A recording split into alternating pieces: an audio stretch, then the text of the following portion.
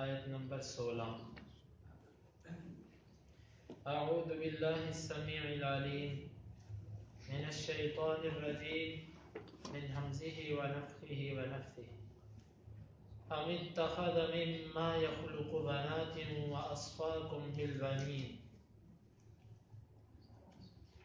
وإذا بشر أحدهم بما ضرب للرحمن مثلا ظل وجهه مسودا وهو كظيم أومن ينشأ في الحلية وهو في الخصام غير مبين وجعلوا الملائكة الذين هم عباد الرحمن إناثا أشهدوا خلقهم ستكتب شهادتهم ويسألون.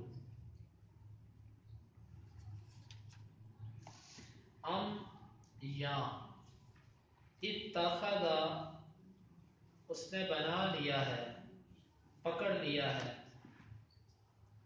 مما اس سے، یخلق جس کو وہ پیدا کرتا ہے، بنات بیٹیوں کو، یا اس نے بنا لیا ہے اس سے جس کو وہ پیدا کرتا ہے بیٹیوں کو. وَأَصْفَى واو کا مطلب اور اصفا اس نے چن لیا، کم تم کو، با کا مطلب ساتھ، البنین بیٹوں کے، وَأَصْفَاكُمْ بِالْبَنِينَ اور اس نے چن لیا تم کو بیٹوں کے ساتھ.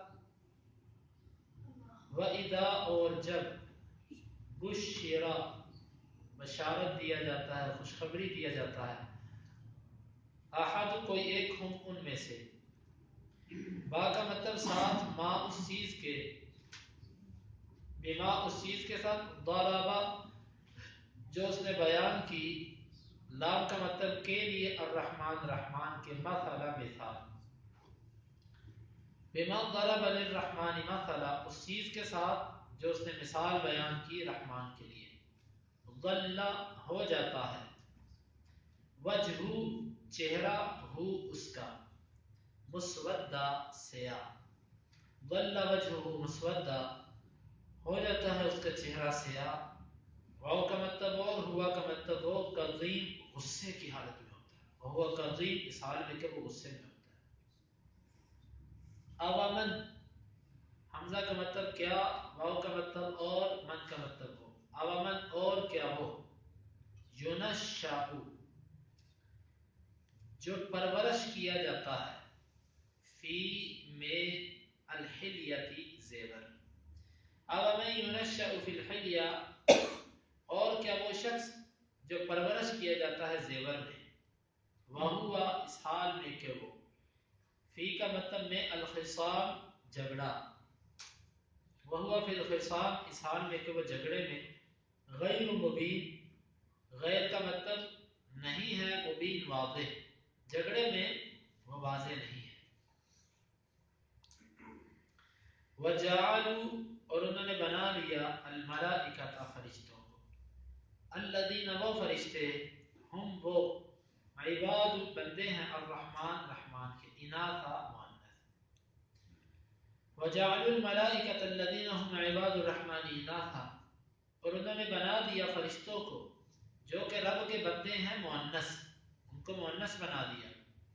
اشہدوا خلقہم حمزہ کا مطلب کیا، شاہدو وہ حاضر تھے، خلق پیدائش کے وقت، ہم ان کی، اشہدو خلقہم کیا وہ حاضر تھے ان کی پیدائش کے وقت. ستکتب سین کا مطلب ان قریب، تکتب لکھی جائے گی، شہادت گواہی ہم ان کی، ویسألون اور وہ سوال کیے جائیں گے. ستکتب شہادتہم ویسألون ان قریب لکھی جائے گی ان کی گواہی اور وہ سوال کیے جائیں گے. ام اتخذ مما يخلق بنات واصفاكم بالبنين یا اس نے پکڑ لیا ہے اس سے جس کو وہ پیدا کرتا ہے بیٹیاں، اور چن لیا ہے اس نے تم کو بیٹوں کے ساتھ. وَإِذَا بُشِّرَ أَحَدُهُمْ بِمَا ضَرَبَ لِلرَّحْمَنِ مَثَلًا اور جب خوشخبری دیا جاتا ہے ان میں سے کوئی ایک اس چیز کی جو اس نے بیان کی رحمان کے لیے. ظَلَّ وَجْهُهُ مُسْوَدًّا وَهُوَ كَظِيمٌ اس کا چہرہ سیاہ ہو جاتا ہے اس حال میں کہ وہ غصے میں ہوتا ہے. اوَمَن يُنَشَّأُ فِي الْحِلْيَةِ اور کیا وہ جو پرورش کیا جاتا ہے زیور میں، وَهُوَ فِي الْخِصَامِ غَيْرُ مُبِينٍ اور جھگڑے میں وہ واضح نہیں ہیں. وَجَعَلُوا الْمَلَائِكَةَ الَّذِينَ هُمْ عِبَادُ الرَّحْمَنِ إِنَاثًا، اور انہوں نے بنا دیا فرشتوں کو مؤنثیں جو کہ اللہ کے بندے ہیں. اشہدوا خلقہم، کیا وہ حاضر ہوئے تھے ان کی پیدائش کے وقت؟ ستکتب شہادتہم ویسألون، ان قریب ان کی شہادت لکھی جائے گی اور وہ سوال کیے جائیں گے.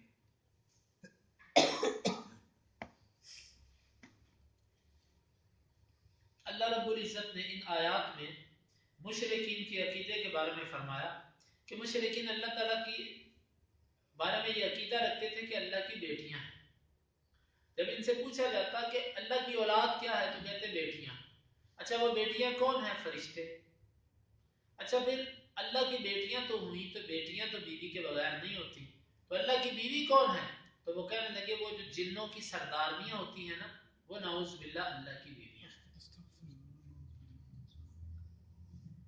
یہ ایک شیطانی ان کے ذہن میں جو وسوسہ تھا، یوں انہوں نے ایک نسب نعوذ باللہ اللہ کا خاندان بنایا ہوا تھا کہ فرشتے اللہ کی بیٹیاں اور سردار جننیاں وہ اللہ کی نعوذ باللہ بیویاں ہیں.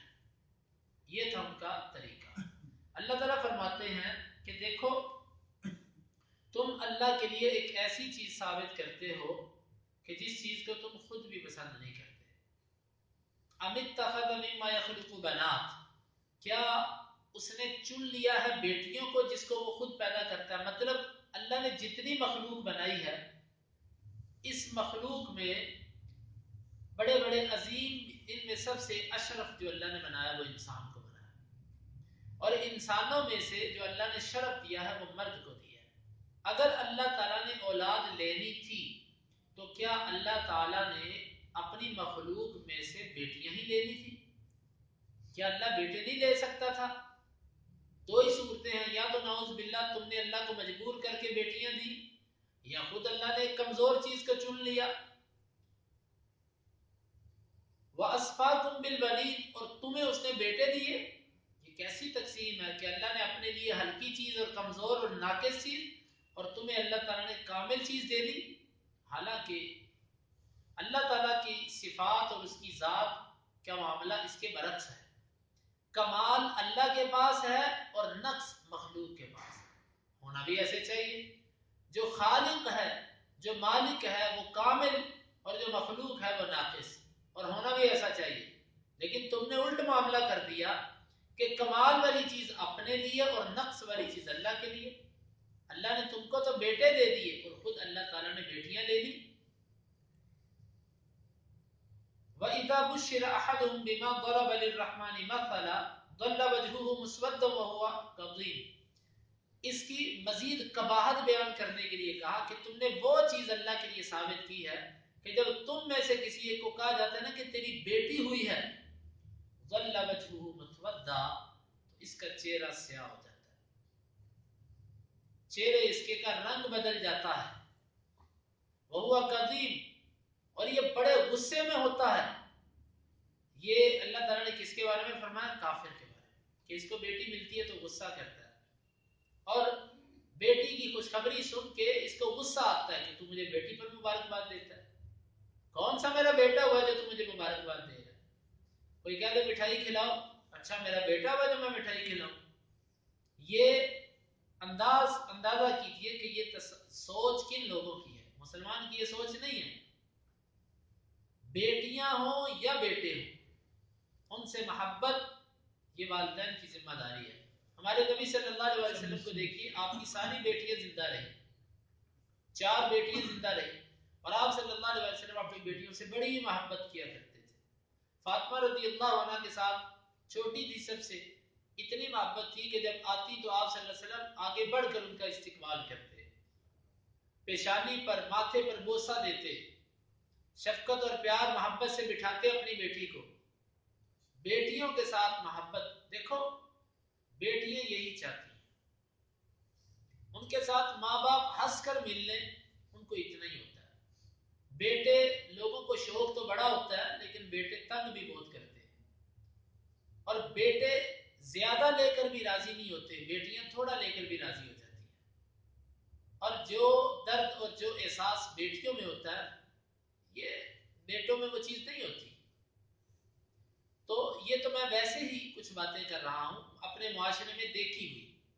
لیکن بیٹی جو ہے بیٹی، اس کو حقارت کی نظر سے دیکھنا یا اس کو اپنی کمزوری سمجھنا یا اس کو کوئی نقص سمجھنا، یہ مسلمان کا یہ نظریہ نہیں ہونا چاہیے.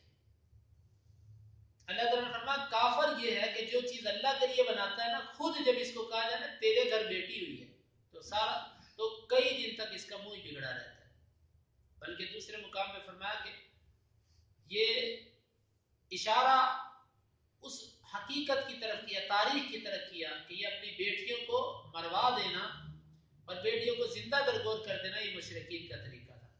آج بھی ہمارے معاشرے میں جہالت بعض لوگوں میں یہ پائی جاتی ہے کہ جب بیٹی پیدا ہوتی ہے تو بیوی کو مارنا شروع کر دیتے ہیں، اس سے بولتے نہیں. حالانکہ کسی نے اچھی بات کہی ہے، اس نے کہا کہ دیکھو جو بیج بو گے وہی تمہیں پھل ملے گا. تم مالٹے کا بیج بو کر آم کی امید رکھ لو تو یہ تمہاری حماقت ہے.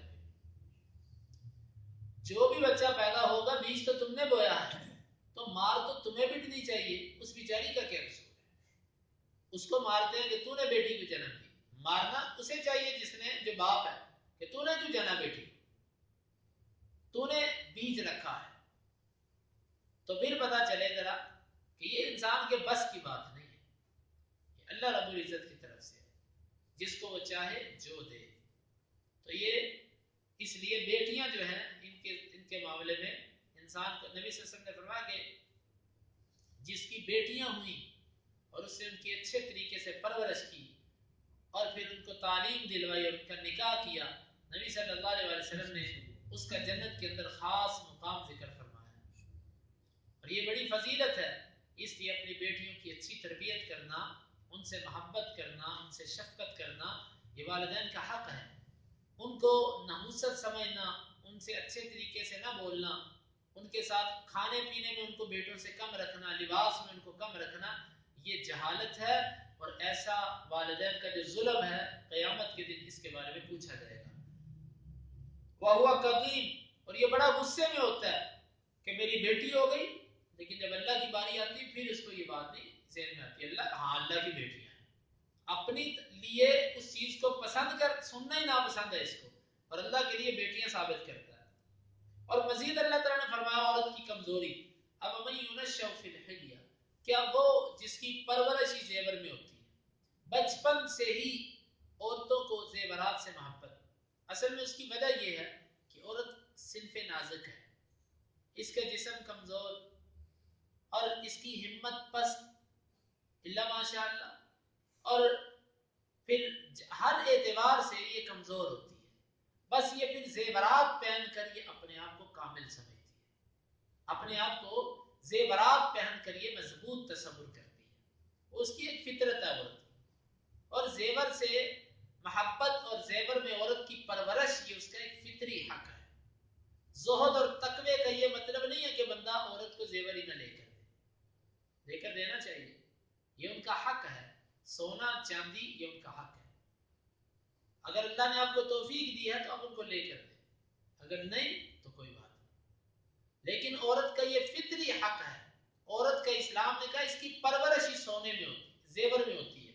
معلوم ہوا کہ زیورات عورت کی زینت ہے اور یہ عورت کا بنیادی حق ہے. اور بچپن سے ہی عورت کو یہ زیورات دیے جا سکتے ہیں، پہنائے جا سکتے ہیں بچی کو. اس میں کوئی ممانت یا کوئی اس میں فضول خرچی یا ریاکاری نہیں ہے. اس کی پرورش ہی زیور میں ہوتی ہے. اس کے مقابلے میں جو مرد ہوتا ہے مضبوط ہے جسم کے اعتبار سے، ہمت کے اعتبار سے، اپنے فیصلے کے اعتبار سے، اپنی عقل کے اعتبار سے، یہ ایسی زیورات کے بغیر ہی اپنے آپ کو کامل سمجھتا ہے. اور یہاں سے یہ بات بھی معلوم ہوئی کہ زیور عورت کا کام ہے. اگر کوئی مرد سونا استعمال کرنا شروع کر دے، ایسے زیورات، کانوں میں بالیاں یا ایسے کام مرد شروع کر دے، تو یہی کہا جا سکتا ہے کہ اس کو اپنے مرد ہونے پر افسوس ہے کہ مجھے اللہ نے کیوں مرد بنایا، مجھے عورت ہی بناتا. جو کانوں میں بالیاں پہنتے ہیں انہیں سر پہ دوپٹہ بھی لے لینا چاہیے، اور انہیں شلوار قمیض اتار کر گوٹے والا سوٹ پہن لینا چاہیے، تاکہ پوری طرح یہ عورتیں بن جائیں اور اپنے افسوس کا اظہار کریں کہ ہمیں عورت ہونا چاہیے تھا، ہم کیوں مرد بنے۔ اللہ تعالیٰ نے جس کو مرد بنایا، اللہ تعالیٰ نے فضیلت دی ہے، مرد کو شرف دیا ہے، لیکن ہمارے معاشرے میں معاملہ بالکل الٹا ہے۔ لڑکے جو ہیں ان کو لڑکیاں بننے کا شوق ہے اور لڑکیوں کو لڑکے بننے کا شوق ہے۔ یہ الٹ معاملہ چل نکلا ہے۔ لڑکیوں کا لباس دیکھو لڑکوں جیسا، وہ پینٹ شرٹ پہ آ گئی ہیں، اور اب لڑکوں کو دیکھو ان کا لباس لڑکیوں جیسا ہوتا جا رہا ہے۔ یہ زیورات کے اندر پرورش، یہ عورت کا حق ہے۔ وَهُوَ فِي الْخِصَامِ غَيْرُ مُبِينٍ، اور عورت جھگڑے میں اپنی بات واضح نہیں کر سکتی۔ عورت جو ہوتی ہے نا، یہ اس میں اتنی طاقت نہیں ہوتی کہ یہ جھگڑ سکے۔ کیوں؟ جھگڑا اور اختلاف بھی عقل کی بنیاد پر ہوتا ہے۔ یہ منٹ میں تو بات بھول جاتی ہے، بات بھول جاتی، کسی سے جھگڑا ہو جائے رونے کے سوائے اس کو آتا کچھ نہیں، بس رونا شروع کر دیتی ہے، بات ہی نہیں کر سکتی کسی کے ساتھ، بحث و تکرار ہی نہیں کر سکتی۔ یہ عمومی طور پر عورتوں کی یہ فطرت ہے۔ اکا دکا تو بعض ایسی نکل آتی ہیں جو بندوں کو بھی جو ہے نا وہ پہاڑے بڑھا دیتی ہیں، یہ اکا دکا ہوتی ہیں ایسی۔ عموماً عورت کی فطرت یہی ہے کہ ان کو ان معاملات کے اندر وہ کمزور ہوتی ہیں، لیکن بعض عورتیں ہوتی ہیں وہ ماشاءاللہ پھر مردوں کو بھی چلا کے رکھتی ہیں۔ وَهُوَ فِي الْخِصَامِ غَيْرُ مُبِينٍ، اور جھگڑے میں وہ واضح نہیں ہے، اپنا حق بھی واضح نہیں کر سکتی، اپنا مطالبہ بھی پورا نہیں لے سکتی، اور تم اس کو اللہ کی بیٹیاں کہتے ہیں۔ یعنی کہ یہاں پر اللہ تعالیٰ نے عورت کی کمزوریوں کو بیان کیا ہے، اسی لیے عورت کو اسلام نے گھر میں رہنے کا حکم دیا کہ گھر میں رہے۔ اسی لیے اسلام نے عورت کو حکومت اور ان معاملات کے اندر مداخلت سے روکا ہے، کیونکہ اس کے بس کی بات نہیں ہے۔ جو بیچاری جھگڑا میں فیصلے نہیں کر سکتی، جو اپنا معاملہ خود نہیں واضح کر کے سنا سکتی، وہ کسی کے فیصلے کیا کرے گی؟ وہ کیا خاتون بیچاری چیف جسٹس، وہ جج بنے گی؟ عورت کیسے جج بن سکتی ہے؟ عورت کیسے حکمران بن سکتی ہے؟ اس میں فطری طور پر یہ کمزوری ہے، فطری طور پر۔ اور فطرت کے ساتھ اگر کوئی بندہ جنگ کرتا ہے تو وہ کبھی جیت نہیں سکتا، بلکہ اس بات کو تو کفار بھی تسلیم کرتے ہیں کہ ایک عورت جو ہے یہ اس طرح نظام کو نہیں چلا سکتی جس طرح مرد چلا سکتا ہے۔ وَهُوَ فِي الْخِصَامِ غَيْرُ مُبِينٍ، اور جھگڑے میں یہ واضح نہیں ہے، اپنا حق واضح نہیں کر سکتی۔ وَجَعَلُوا الْمَلَائِكَةَ الَّذِينَ هُمْ عِبَادُ الرَّحْمَنِ إِنَاثًا، اور ظلم دیکھو ان کا کہ فرشتے جو اللہ کے بندے ہیں، اللہ کے غلام ہیں۔ کل بھی یہ بات گزری تھی کہ جو غلام ہوتا ہے یہ بیٹا نہیں ہو سکتا، اور جو بیٹا ہوتا ہے، جو اولاد ہوتی ہے، یہ غلام نہیں ہو سکتی۔ اللہ تعالیٰ فرماتے ہیں انہوں نے فرشتوں کو جو اللہ کے غلام ہیں، اللہ کے بندے ہیں، ان کو بیٹیاں بنا دی، ان کو مؤنث بنا دیا۔ یہ کتنا ظلم کیا! ایک تو مرد کو عورت کہہ دیا۔ اسلام کے اندر اس چیز کی تعزیر ہے، حدیث میں منع آیا ہے، کسی بندے کو آپ مذکر ہے تو اس کو آپ مخنث خسرا نہیں کہہ سکتے۔ یہ جو ہمارے اکثر مذاق میں چلتا ہے، کسی کو کہہ دیتے ہیں جا یار تو خسرا ہے، یا ایسے الفاظ جو بول دیے جاتے ہیں، اسلام میں حدیث میں منع ہے۔ تو یہ انسان کے لیے ایسے الفاظ بولے تو منع ہے۔ انہوں نے انسان چھوڑ کے اللہ کی جو نیک ترین مخلوق ہے فرشتے، اس کو مذکر سے نکال کر مؤنث بنا دیا، حالانکہ وہ اللہ کے بندے ہیں، اور ان کو کہہ دیا کہ وہ تو مؤنث ہے۔ اللہ تعالیٰ فرماتے ہیں اشہدوا خلقہم، یہ کہتے ہیں کہ فرشتے مؤنث ہیں۔ کیا جب اللہ نے فرشتوں کو پیدا کیا تھا یہ پاس کھڑے تھے؟ جو ان کی بناوٹ دیکھ رہے تھے تو ان کو پتا چل گیا کہ یہ تو مؤنث ہے؟ یا انہوں نے ان کو کسی ایسی حالت میں دیکھا ہے کہ جس سے عورتوں والے اعضاء انہوں نے دیکھے ہوں تو یہ کہتے ہوں کہ یہ تو عورتیں ہیں؟ یا اس کا تعلق پیچھے سے بھی لیا جا سکتا ہے کہ یہ کہتے ہیں کہ اللہ نے بیٹیاں بنا لیا فرشتوں کو۔ کیا یہ اس وقت موقع پر موجود تھے جب اللہ نے ایسا کیا؟ کچھ بھی ایسا نہیں، یہ ان کی جرت ہے۔ ستکتب شہادتہم، ان قریب ان کی ایک گواہی لکھی، یہ دھمکی کا ایک انداز ہے، لکھ رہے ہیں ہم تمہاری ہر بات، لکھی گئی ہے تمہاری یہ بات۔ وَيُسْأَلُونَ، اور یہ سوال کیے جائیں گے قیامت کے دن، اس کے بارے میں سوال کیے جائیں گے۔ دیکھو یہ اللہ تعالیٰ نے مشرکین کا یہ عقیدہ بیان کیا، اور یہ ہمارے جو صوفیہ قسم کے لوگ ہیں، تصوف کے نام پر جتنی گمراہی دین کے اندر پھیلائی گئی، اتنا ضرر اور نقصان باہر سے کسی نے نہیں بچایا۔ صوفیہ کی کتابیں آپ دیکھیں، یہ جو میں باتیں کرتا ہوں نا، جو میں بات آپ کو سناتا ہوں، یہ میں پڑھی ہوئی بات سناتا ہوں، اور اس کی کتاب میرے پاس موقع پر موجود ہوتی ہے۔ ایک آدمی تھا، ایک صوفی تھا ہندوستان میں، وہ ہر وقت عورتوں والا لباس پہنے رکھتا تھا اور چوڑیاں پہنے رکھتا تھا اور سب کچھ کیا رکھتا تھا۔ تو کسی نے کہا کہ جناب آپ نماز کیوں نہیں پڑھتے؟ تو نعوذ باللہ من ذالک، نعوذ باللہ من ذالک، نقل کفر کفر نہ باشد، کفر نقل کرنے سے بندہ کافر نہیں ہوتا، میں یہ کفر نقل کر رہا ہوں۔ تو وہ کہتا ہے میں اللہ کی بیوی ہوں۔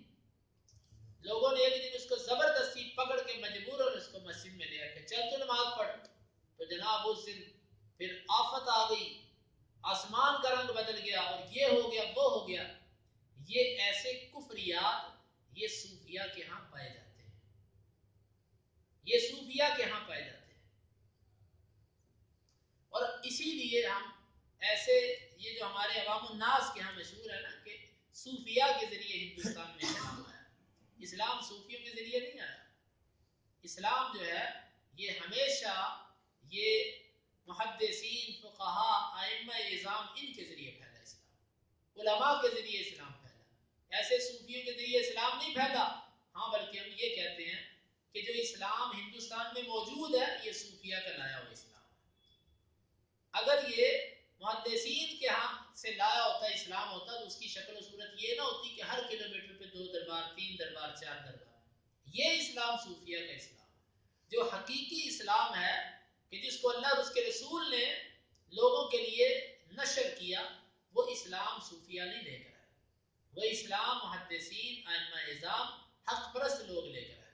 صوفیہ نے الا ماشاء اللہ اکثر ان کے نظریات آپ پڑھیں تو سوائے گمراہی، ضلالت اور جہالت کے اور کچھ بھی نہیں ہے ان کے پاس۔ ہاں کچھ لوگ جو ہیں ان کو صوفی، آپ دیکھیں علماء محدثین نے اس پر کتابیں لکھی ہیں مستقل ان کے رد پر، لیکن یہ ہمارے ہاں یہ لفظ لوگوں کو اس کی حقیقت کا علم نہیں ہے کہ اس کے ان لوگوں کے نظریات کیا ہیں۔ علماء نے مستقل تصوف پر کتابیں لکھی ہیں کہ یہ صوفیہ لوگ کون ہیں، ان کے نظریات کیا ہیں۔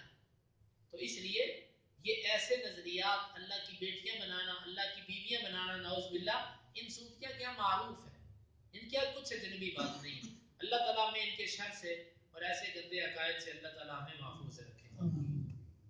ہم اتخذ مما یخلق، ہم اتخذ مما یخلق، یا اس نے پکڑ لیا ہے اس سے جس کو وہ پیدا کرتا ہے، یا اس نے پکڑ لیا اس سے جس کو وہ پیدا کرتا ہے، بنات، بیٹیاں، وَأَصْفَاكُمْ بِالْبَنِينَ، وَأَصْفَاكُمْ بِالْبَنِينَ، اور اس نے چنا تم کو بیٹوں کے ساتھ، اور اس نے چنا تم کو بیٹوں کے ساتھ، وَإِذَا بُشِّرَ أَحَدُهُمْ، وَإِذَا بُشِّرَ أَحَدُهُمْ، اور جب خوشخبری دیا جاتا ہے ان میں سے کوئی ایک، اور جب خوشخبری دیا جاتا ہے ان میں سے کوئی ایک، بما، اس چیز کی، ضرب للرحمن مثلا، ضرب للرحمن مثلا، جو اس نے بیان کی ہے رحمان کے لیے مثال، جو اس نے بیان کیا ہے رحمان کے لیے مثال، ظل وجهه مسودا، ظل وجهه مسودا، اس کا چہرہ سیاہ ہو جاتا ہے، اس کا چہرہ سیاہ ہو جاتا ہے، وهو كظيم، وهو كظيم، اس حال میں کہ وہ غصے میں ہوتا ہے، اس حال میں کہ وہ غصے میں ہوتا ہے، أَفَمَن يُنَشَّأُ فِي الْحِلْيَةِ، أَفَمَن يُنَشَّأُ فِي الْحِلْيَةِ،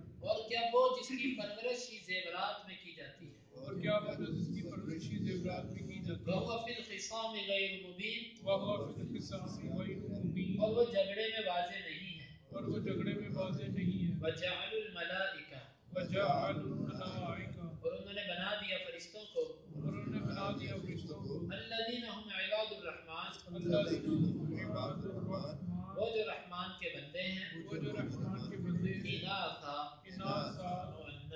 مؤنث، اشہدوا خلقہم، اشہدوا خلقہم، کیا وہ حاضر تھے ان کے پیدائش کے وقت، کیا وہ حاضر تھے ان کی پیدائش کے وقت، ستکتب شہادتہم، ستکتب شہادتہم، ان قریب لکھی جائے گی ان کی شہادت، ان قریب لکھی جائے گی ان کی شہادت، ویسألون، اور وہ سوال کیے جائیں گے، اور وہ سوال کیے جائیں گے۔ اللهم انفعنا بما علمتنا وعلمنا ما ينفعنا وزدنا علما،